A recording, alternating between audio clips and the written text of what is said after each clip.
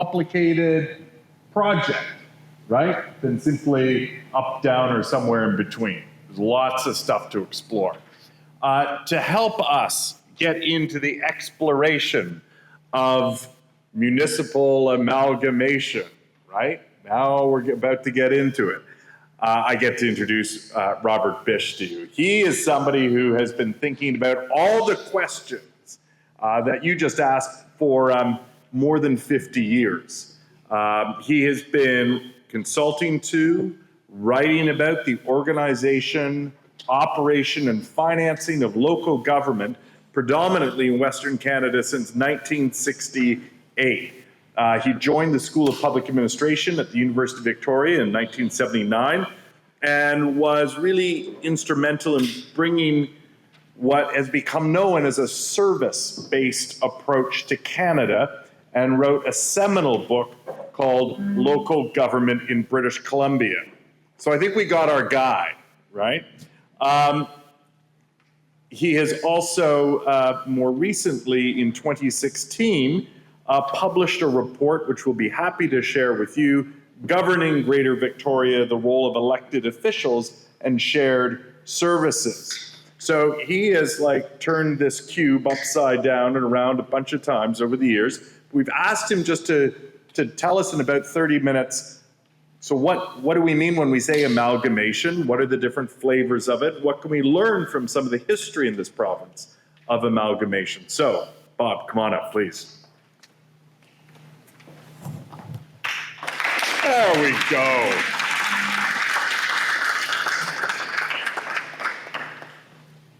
Thank you.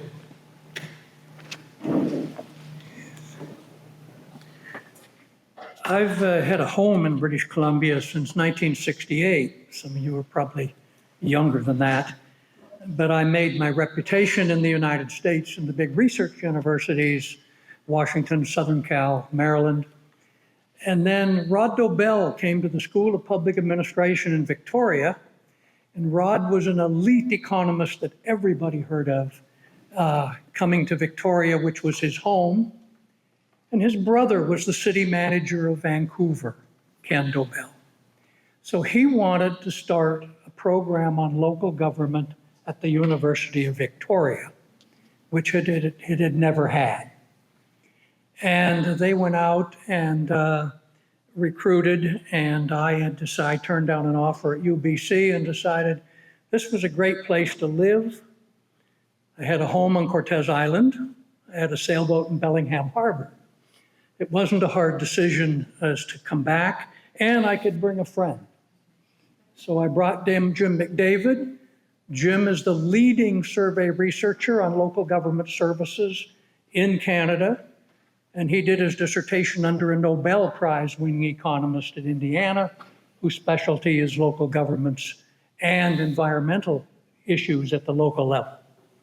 So we created the Local Government Institute. There is a slide, I guess, maybe up. When I came here, there was nothing to teach, nothing written to teach about local government in British Columbia. So I put all of the graduate students to work on their required papers. I gradually, over time, was able to do a first edition of local government in British Columbia. In 2000, and of course, the last one was 2008, so it's not totally up to date, but especially the service delivery chapters don't really need to be changed.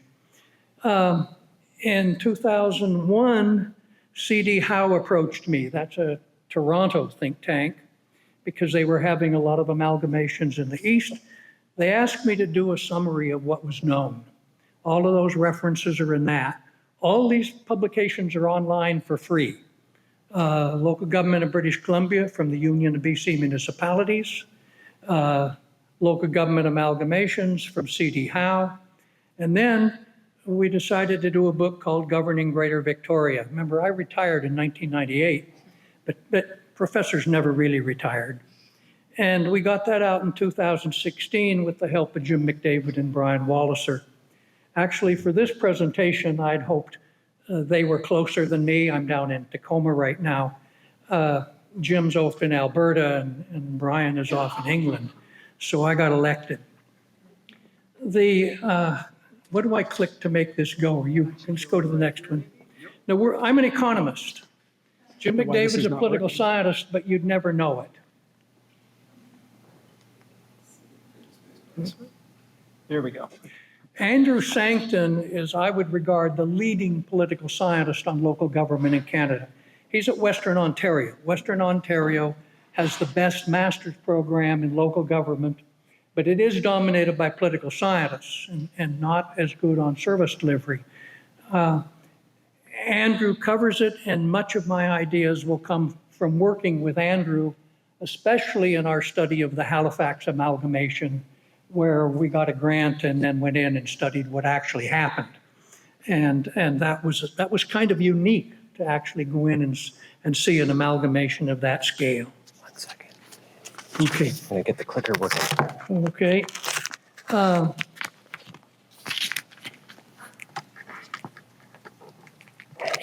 What you'll see is that I am an economist. My approach is different than most political scientists. I also come from a research shop that focused on the production of local government services. How do you actually get them produced?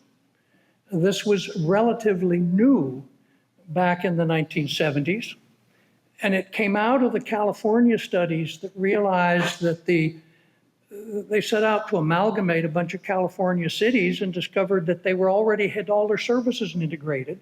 It didn't make any sense to amalgamate them. They weren't going to do anything really differently except get rid of some civic officials. Unfortunately, for getting rid of civic officials, it's not where the money is. You know, we've got 98 or 99 elected officials here. It's less than 0.5% of the budget. It's trivial. It's a rounding error. We could double the number and no one would see it in their taxes. We could cut the number in half and no one would see any difference in their taxes. They're cheap. They really are. Even the ones that get paid more in the bigger cities. That's just the way life is. This is what we start with, is economies and diseconomies of scale. One of the puzzles is, and the most serious puzzle, and let me give you some examples to see what it is. Look at policing. You look at police patrol. Police patrol is labor intensive. It's hard to measure the results. It's a face-to-face service in many cases. There are no economies of scale. You can run perfectly good police patrol in a town of 5,000 people, and you will have 90% of your police patrol on the street. If you go bigger, well, Indianapolis is one detailed study. It took the guy a year.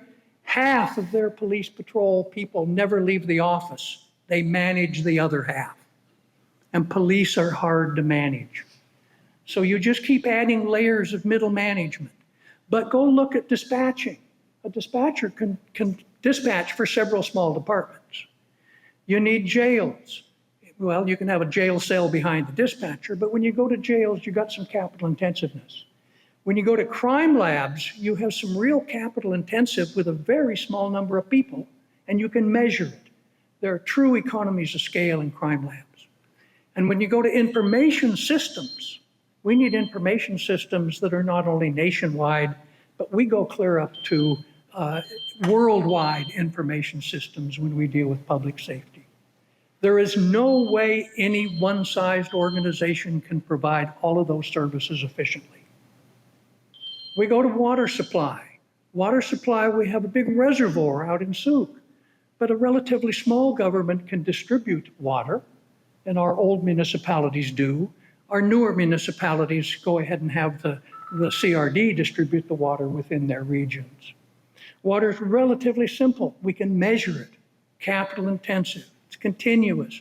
There are economies of scale, but it is something that can also be done rather at a low level. And then look at recreation. You know, recreation starts with children's playgrounds where houses are close together.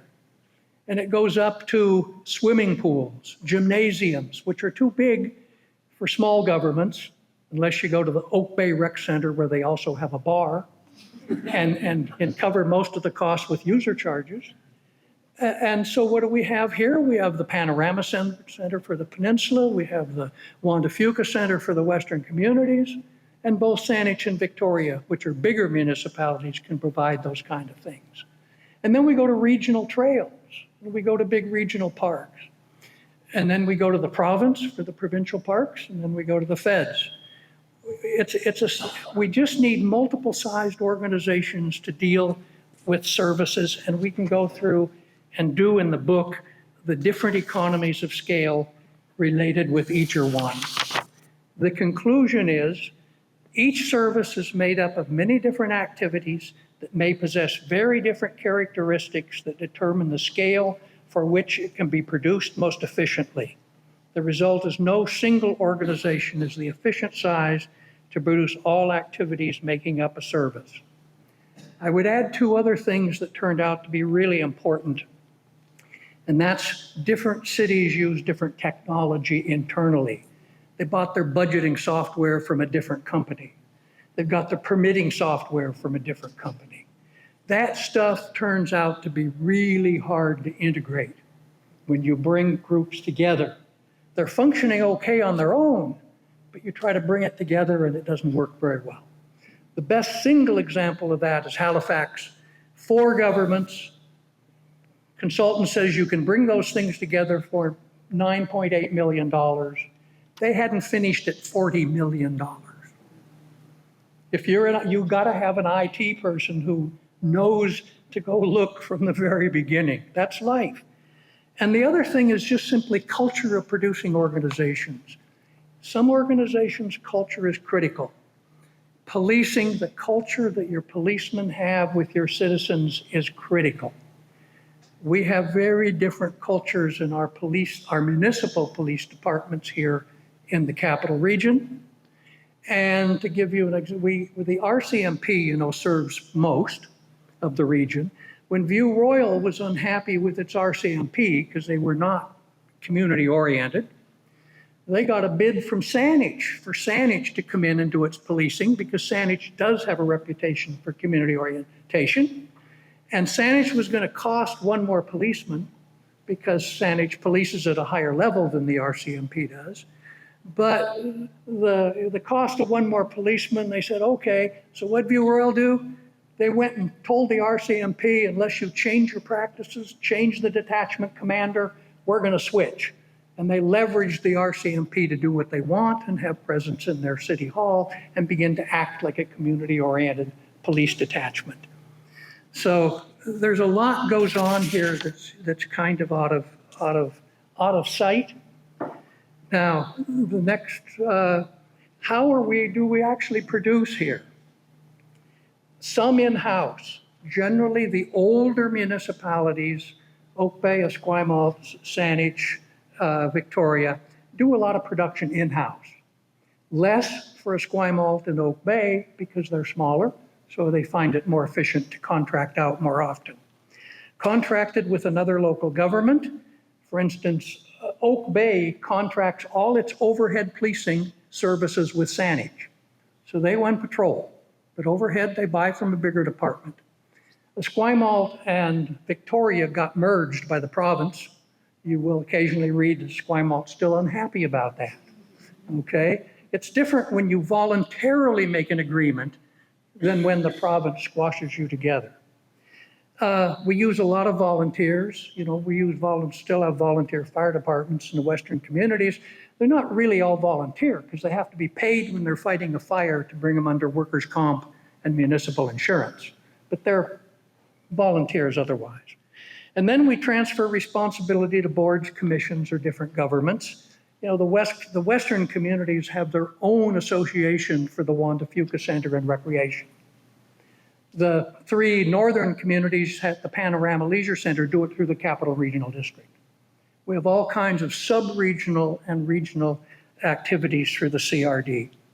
Now, the 4 core municipalities, even from the beginning, put together the library system for all 4 of them, the Royal Theatre, arts grants, the Royal Oak Cemetery is Victoria and Saanich.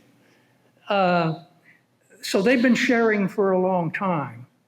But and now what's happened with the CRD created, the CRD is a forum to make agreements, and it has all kinds of agreements. If we look at contracting out only, that's about 35% of your services in the area.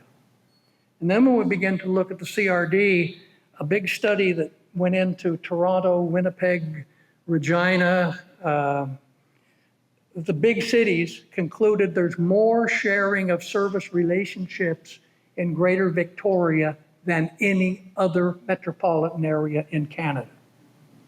And that's because the regional districts are unique. You elect your city council member or a rep from an unincorporated area, and they are responsible for municipal services. You're not electing somebody at a lower level and somebody at a higher level. They are responsible for municipal services, and they figure out what kind of arrangements to make to get the darn things produced for their citizens. The Capital Regional District system was recognized by a big study out of George Washington University as probably the best metropolitan area system in the world. And that was a big funded study out of George Washington University, because you elect one set of officials to make decisions, and then they have all these options of shared services, contracting out, creating a subunit like in the Western communities for recreation, like our units for running the reservoir and the water supply. So you have incredible flexibility compared to what's available in virtually any other province. You know, in many places in the United States, they have counties, and you will see a lot of sharing between the municipalities and counties, but nowhere near as much as we get out of the regional district system. If you look at some more of the numbers, basically, if a municipality's 10 to 20,000 people, people argue they can probably handle about 80% of their services and exhaust the economies of scale. Beyond that, you've got to go to bigger organizations. Now, the one thing that doesn't come up is regulations.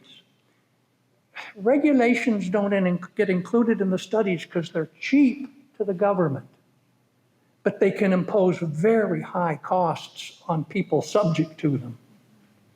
And we don't, let's just say that in the capital region, Victoria especially has a reputation of it'll take you forever to do a development. And developers and economic development you have to really be a big developer to have the cash and the resources to do big plans and then year after year be revising them before you get a chance to build them and get some cash flow back. So we know we have some problems in the permitting process. Victoria has an infinite number of zoning categories. They spot zone. Almost any use on Government Street, you get a rezone before you can change the purpose in the store. What's that? Hearings, expensive, time. It's mostly time. So we just have a situation where we know there's a problem that doesn't come up in the amalgamation studies, because amalgamation studies are all oriented on what does it cost. And our suspicion is that it'll be like they found in Duncan and North Saanich. There was an assembly up there. They concluded there wasn't really going to be any difference in costs. There would be some coordination in planning and development, but no cost savings from the amalgamation of Duncan into North Saanich. You know, North Saanich already has an issue of dealing with Crofton, Chemainus, Maple Bay. It has subunits. Duncan's really small, but all the services that Duncan and North Saanich, they're already sharing through the Cowichan Regional District. So you don't have any reason to give up Duncan. So when the vote came up, I'm afraid Duncan voted no. The other issue that I'll just mention because of your First Nations presentations earlier, when I come here, you know, the kids that lived on Songhees and the Esquimalt reserves didn't even have a public library available. Services on Indian reserves are the responsibility of the federal government. However, in British Columbia, all of those non-Indians that lived on leaseholds on reserves paid property taxes to the municipality or the province, with those governments having no responsibility to return any services. Okay? I did the technical work to get the amendments to the Indian Act to allow the First Nations to take over their own taxation way back in 1989. And so we're now in the process of trying to get the First Nation service delivery integrated into the larger system. They need to be getting services in many cases from the regional district. They're doing individual contracts with municipalities. We were pretty far along when COVID hit.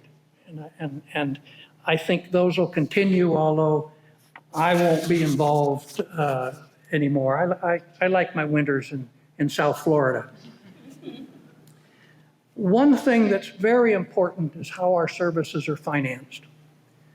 We have what's called fiscal equivalence. Individuals and groups pay for what you get and get what you pay for.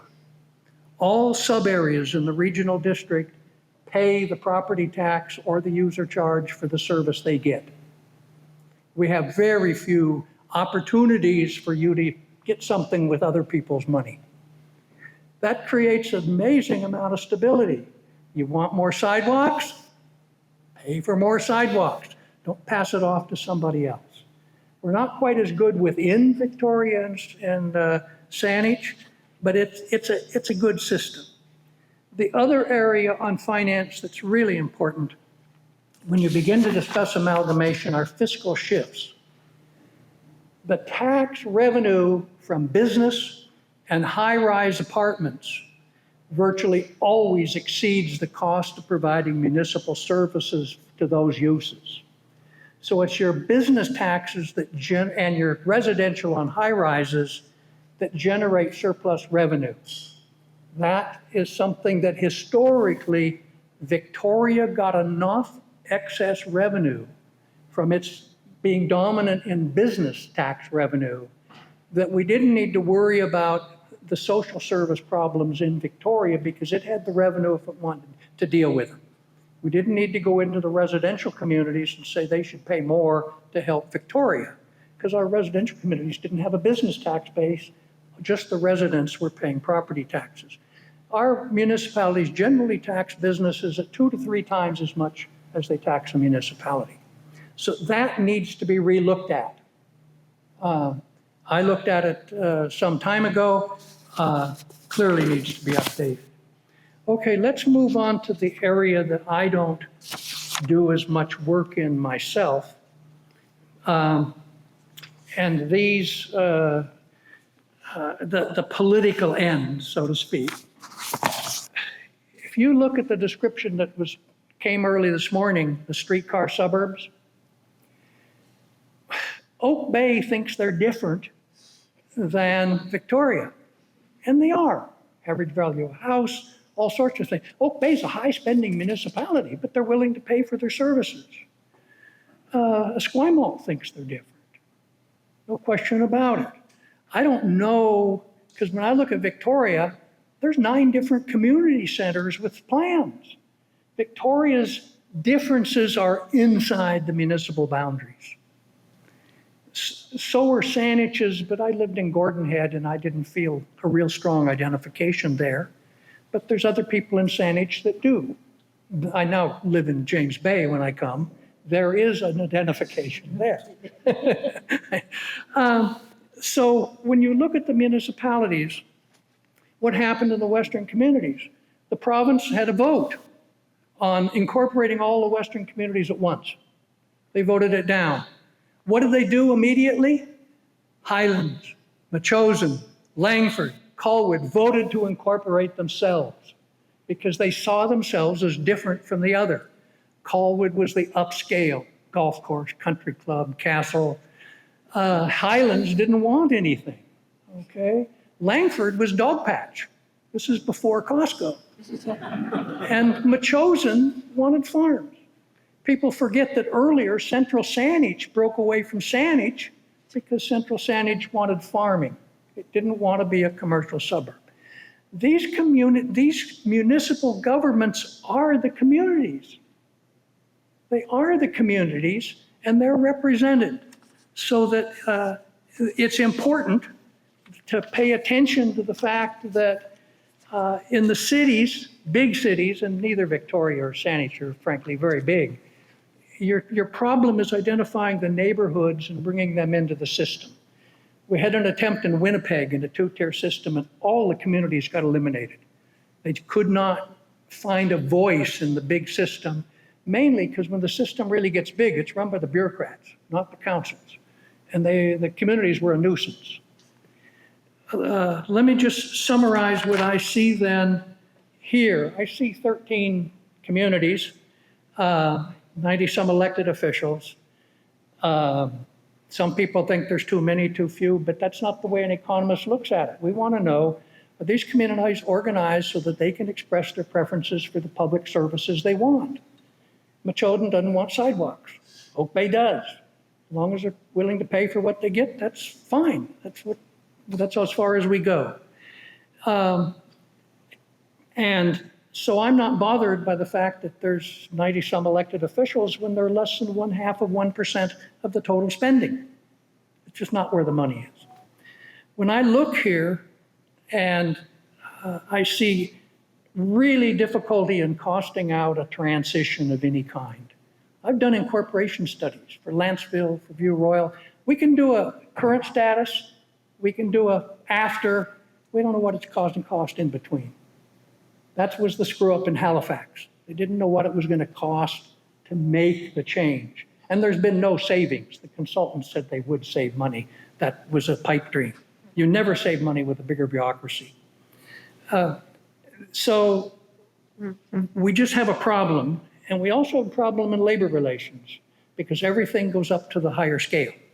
And that's just something that the way the world works. If you look at the amalgamation of Saanich and Victoria, you're going to have to decide what to do about the sub-communities that in fact are politically pretty active, especially in Victoria. You've got to accommodate them some way. And then when you look at policing, I think we have cultural differences between the city of Victoria and the department in Saanich. And Victoria just has always been less community oriented, but it always has an excuse that it doesn't have enough budget. So, there's a police board between the council and the police department. So the council doesn't have direct control of the budget. And this leads a situation where sometimes it's hard to get your police department to respond to what the council wants. And the land use permitting, I think, is a zoo. Someone needs to look at it. Beyond Victoria and Saanich, you should keep in mind that Saanich is a seller of services. Not only does it sell to Oak Bay police overhead, it sells dispatching to fire departments. It made an offer to Central Saanich Police to handle their overhead. And so I don't know how many more agreements they've made, but we had a couple of mayors in Saanich who wanted to see Saanich as the supplier of overhead services to the small municipalities. It's adjacent to more other municipalities than Victoria is. And Victoria's attitude was always, we'd like to amalgamate them. And so guess who got along better with the small municipalities?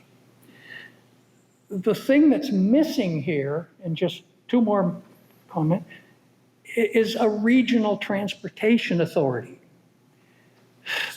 We put that in our 2016 book. They tried it in 2018, and Langford vetoed it. You got to get agreement. The province spends 8 to 10 times more per capita on transit in the Lower Mainland than it does in Victoria. And we don't have any organized planning for arterial highways in the capital region. We should have. It should interface with the bus system, where we do get provincial money. And the Mackenzie interchange was postponed 20 years. It was on the original plans.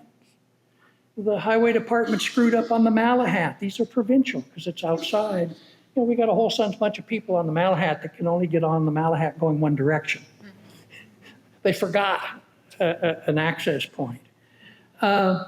We really do need, and there is an initiative again in the CRD to start a regional transportation authority. I think it's more likely to get through this time. And then just the final thing, when we look at the social services, they're supposed to be provincial, but the province is not doing its job. The locals end up with the consequences. We really need to look at the homeless, the other issues that are going on, because they are disproportionate to Victoria, and see if there should be something broader in financing that's a different conclusion than we reached some time ago when we thought the Victoria business community was generating enough revenue. Now, it should be pretty apparent to you that I view the world differently. I'm not as extreme as the person who did the California study. He concluded that the city councils were like purchasing as a consumer co-op and then going out to buy the services where they made the most sense. Some of you may not be aware, but Machosen started as a pure contract city. Everything was contracted out. They got a city clerk, city manager. They even contracted out running of elections. They didn't go hiring people. They went and signed contracts. And that was, we think, probably the first contract city in Canada. But we've got there's a lot of data in the works I gave you.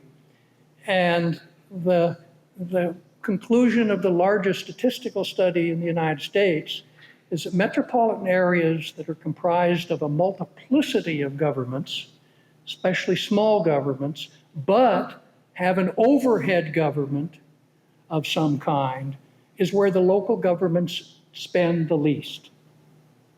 And the smaller governments spend the biggest proportion of the money, not the upper level governments.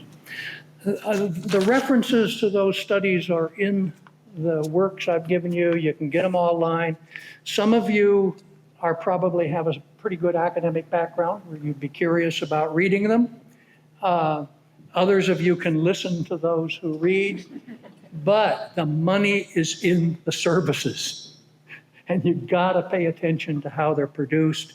And no metropolitan area has a more complicated production system than the Capital Regional District of British Columbia.